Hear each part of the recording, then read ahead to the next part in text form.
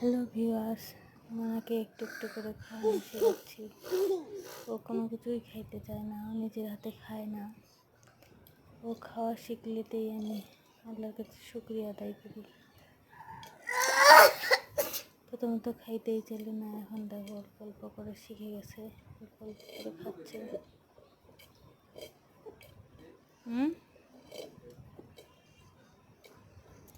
দেখো তো। আর এই দুধটা এইখানে দেখাচ্ছি, কারণ এই দুধের উপরে যে শহরটা, ওই শহরটা দিয়ে আমি মনার জন্য ঘি তৈরি করি।